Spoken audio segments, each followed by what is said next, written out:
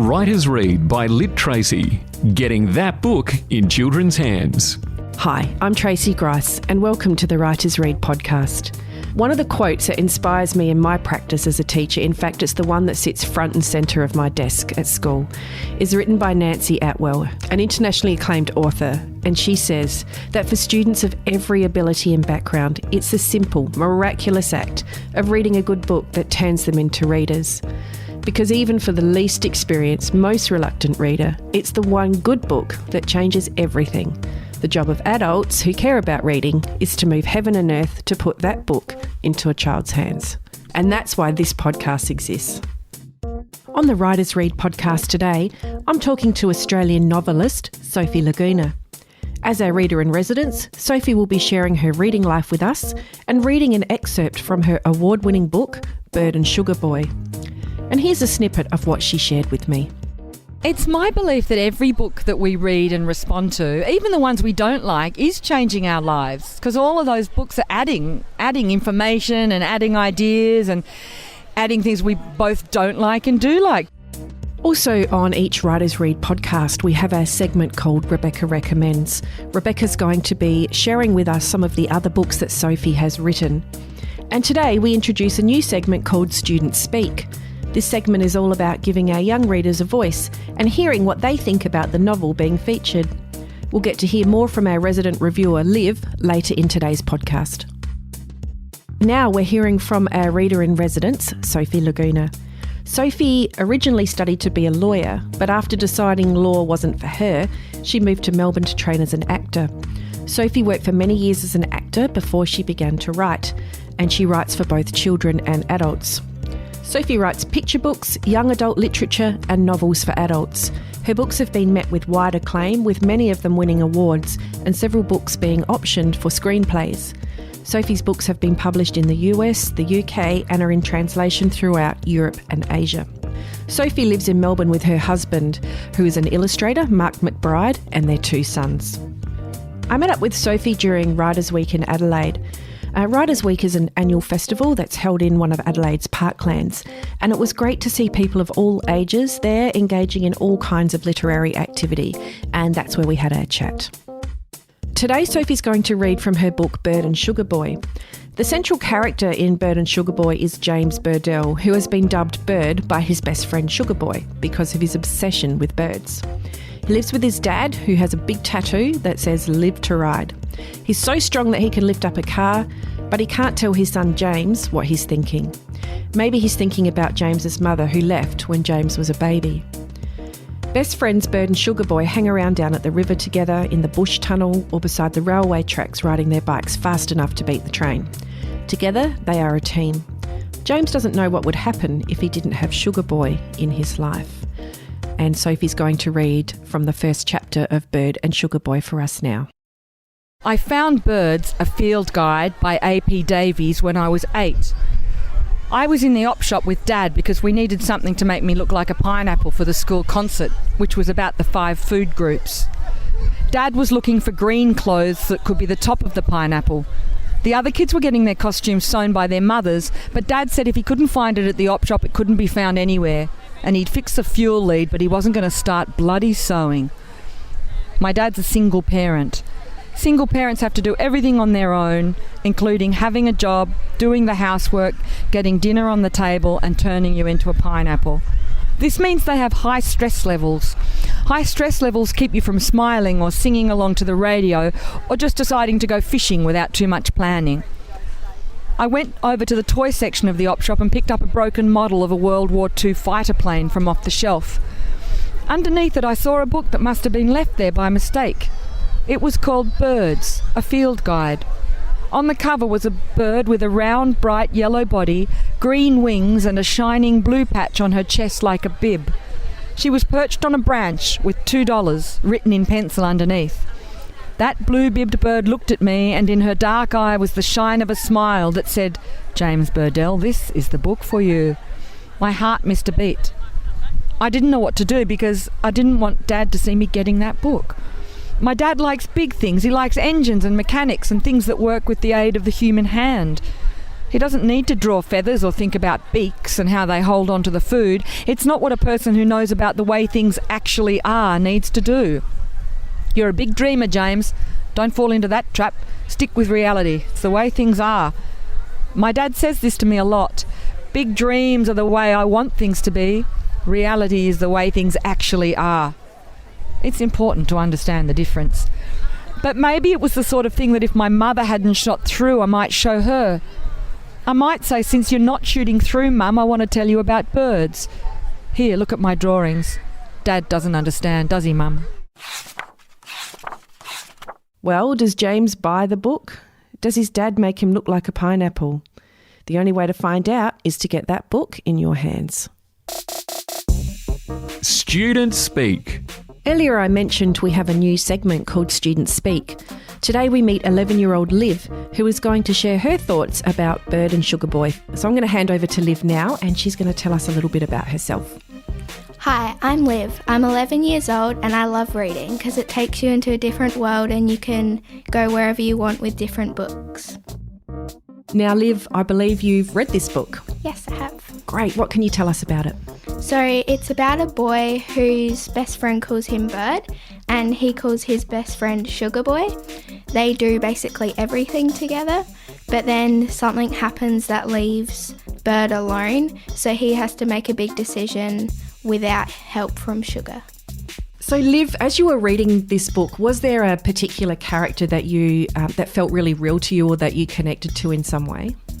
I thought Bird was pretty good as how he did things at school, and he seemed pretty relaxed about a lot that he did, but he also kind of hung around Sugar Boy a lot.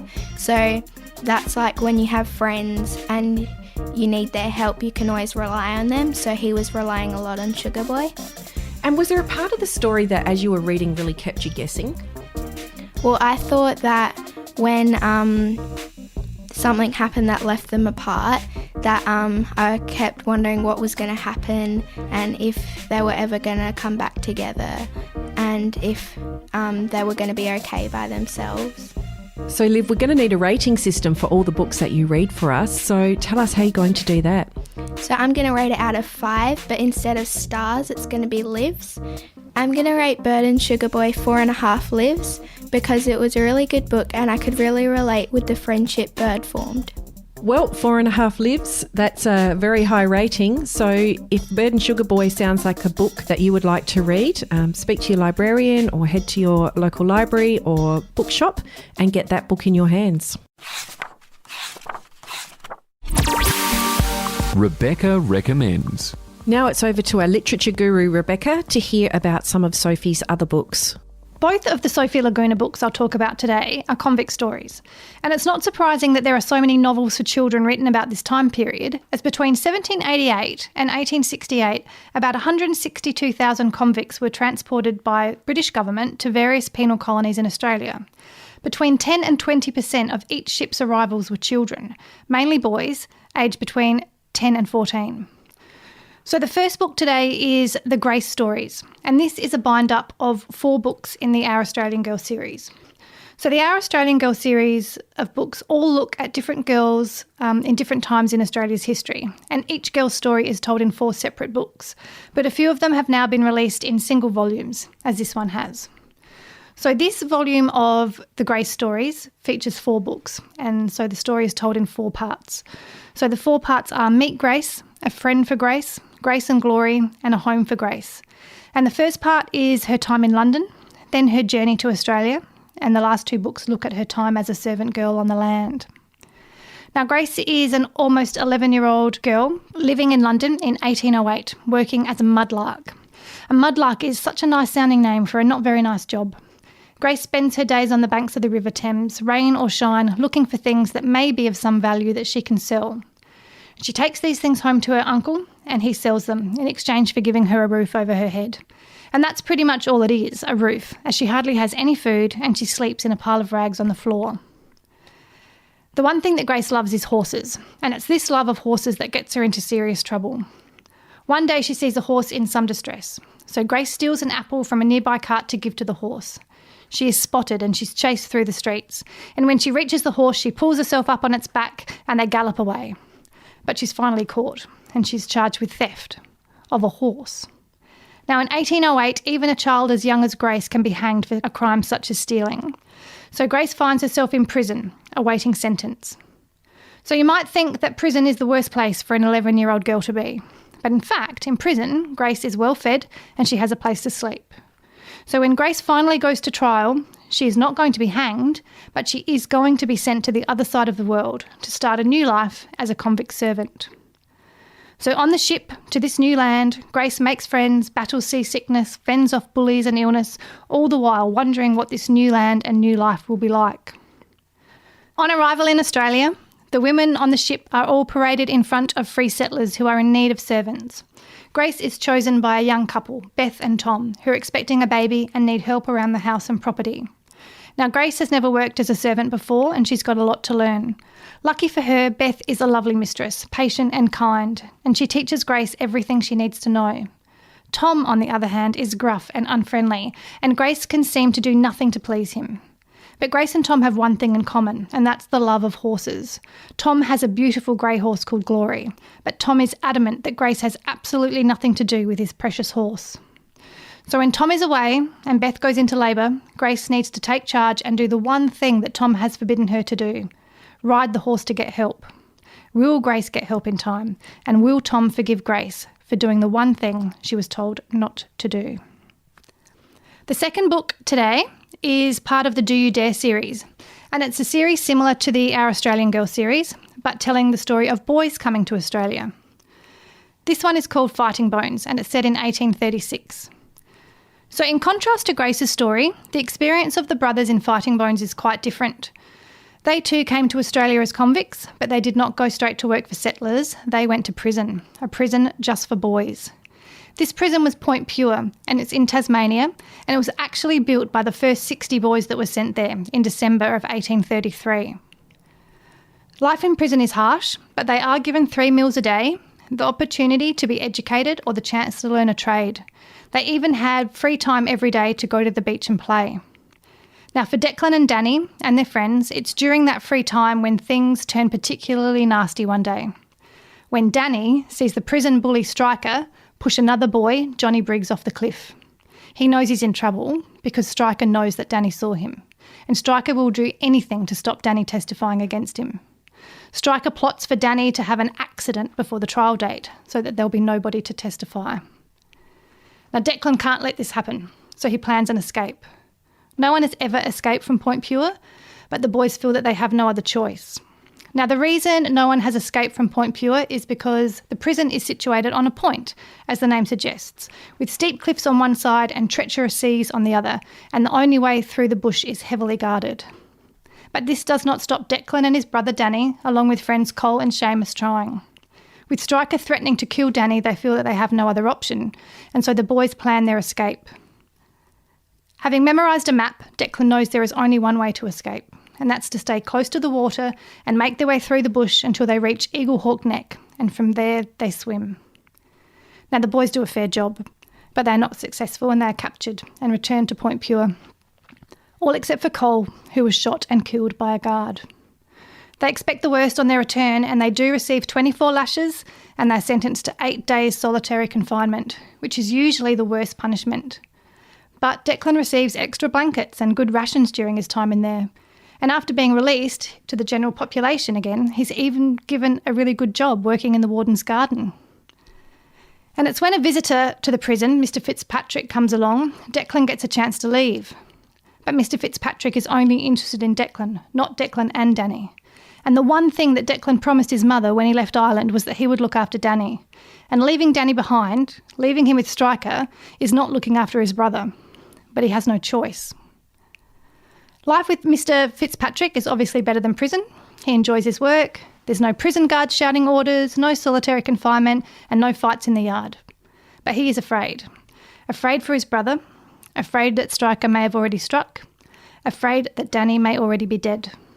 Does he stay and make the most of his new life, or does he find a way to get back to his brother? You know what you have to do to find out.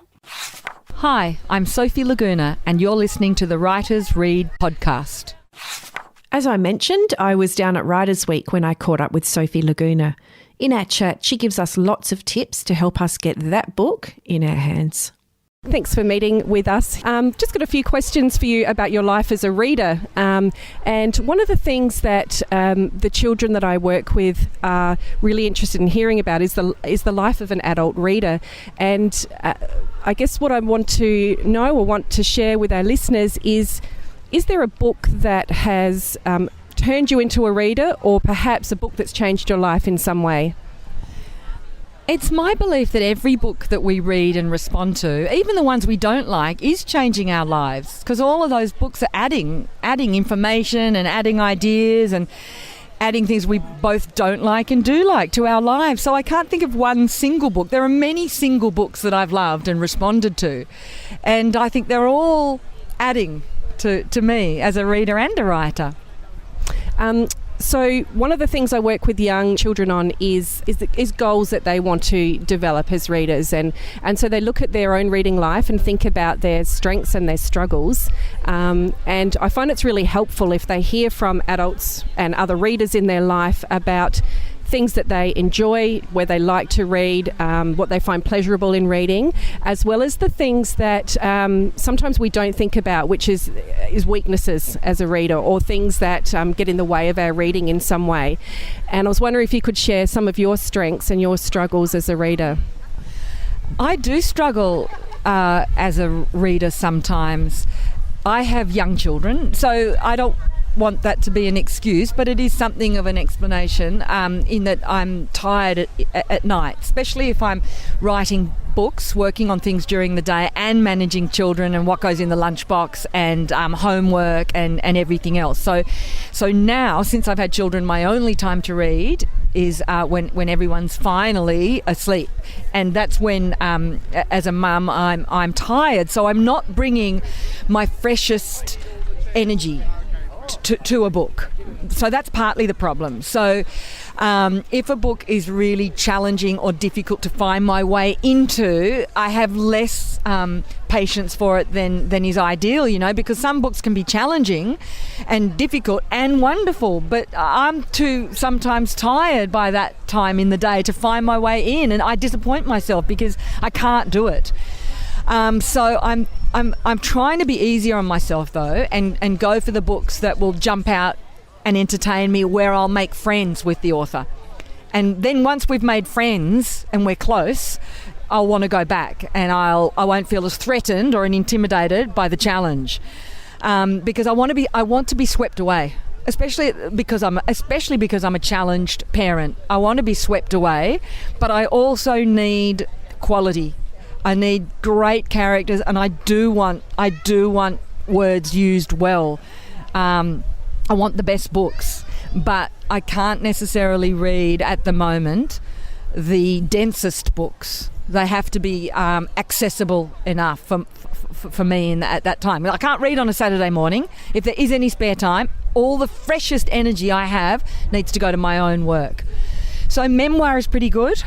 Reading about people I'm interested in, autobiography, where writers talk about their lives. That can be easier in that you can dip in and out and read in smaller bites. My greatest criticism of myself as a reader is impatience, and I envy those who are more tolerant and more patient and can slow down enough to meet the detail and to go there.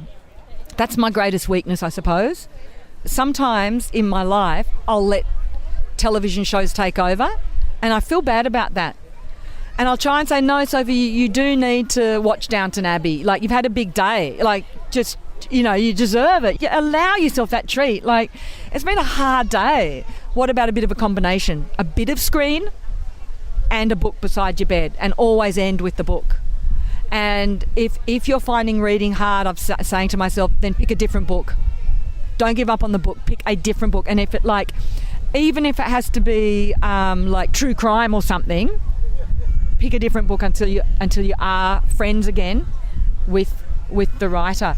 I think that a lot of our listeners will be connecting with Wrestling with the Television and the book, because I have many avid readers who find that their reading habits do drop off for screen time. So that's great advice for them. A bit of both, right? Absolutely. A bit of both. Yeah. Absolutely. And you talk about being swept away, and I think that's something that a lot of people will also identify with, that once you get into that book and you make friends with it and you are swept away, that you can't put it down. And it doesn't happen on often enough. Well, I have the great fortune of seeing that pretty much every day of the week with the children I work with. What would be some advice to help them get swept away? So when they're looking for that book, do you have a tip, a motivational quote, or something that can help them to get into finding the book that is going to sweep them away? Good advice. Word of mouth from someone who's a great reader, who knows you and your tastes. Word of mouth. It's always down to word of mouth. Whether that's a buddy, a friend, your own age, who's read it ahead of you, that's good, because they're the same age, and if they're your good friend, they'll sort of know you a bit and what your tastes are. Librarians are the obvious resource, but recommendation. Some of the big sellers are going to be, the obvious choices, and that's okay, because they can get you into the world of books. Your Andy Griffiths and those books that everyone's reading. They're good to read, and they'll lead to other books. You need to find that good recommender and keep going back to them. And give books a little bit of time before you decide it's not for you, because they can get you. When a book is able to sweep you away, there isn't a screen can't compete with it. I think a novel is capable of greater power because it's a more intimate connection, and because you've done all the imagining and feeling for yourself, it's going to have ultimately greater impact. Would you agree with that? Absolutely. And again, it's something that I love to see with students who could be during a fire drill, walking out with their book. They're reading under the desk while the teacher's teaching. They're completely captivated by their book. They're the ones in the library or under a tree at lunchtime who are glued to their book. When you tell them it's the end of the lesson, they can't stop reading. And it's when they've found that book, and it just launches, I find it launches their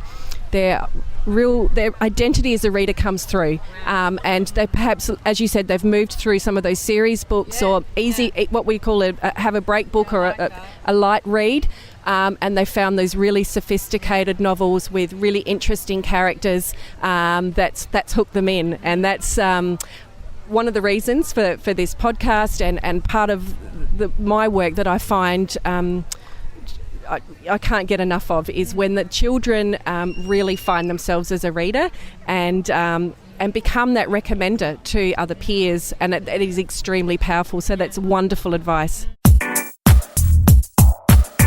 Tracey's tip. Sofie really highlights the importance of getting recommendations as a way of helping you to find your next book. Recommendations can come from a number of sources, both written and online.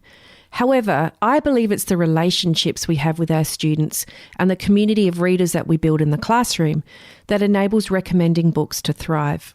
Students will always ask me for recommendations, and I'm more than happy to try and meet their needs as a reader, as they see me as a trusted source for their next book.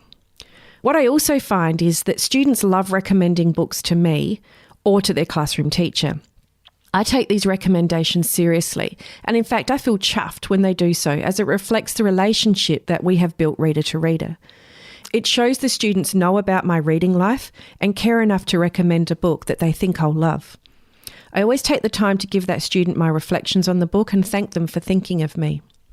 American author Penny Kittle says that this is important because it deepens the conversations we have with students, and it also helps us to know new titles to recommend to other students. Mostly, she says, it shows students we take their thinking seriously and have confidence in their taste as readers. One of the aspects of recommending books that gives me a real buzz is when I see students recommending a book to a peer and the power that this has. When this really starts to take off in your classroom, you know you have a genuine community of readers. The book whisperer, Donald Miller, says that as lifelong readers, we should have a social life around reading, and she urges us to create time every day for whole class discussions, partner talks and book club talks about our reading. She tells us that making time, though, is not enough on its own. We need to teach students how to move from just retelling the book to sharing the ideas they are developing about the book, and getting students away from just talking about the main character to talking about relationships between characters, for example. We also need to teach our readers why book talks are important. She says we talk about our reading to deepen engagement, deepen comprehension, and revise thinking. In the classroom, there are lots of ways to manage the recommending of books. It could be as simple as students putting a sticky note review on the front cover of a book, and then the books are displayed in a section of the classroom. Maybe they write a Dear Reader letter and slip it inside the front cover of the book.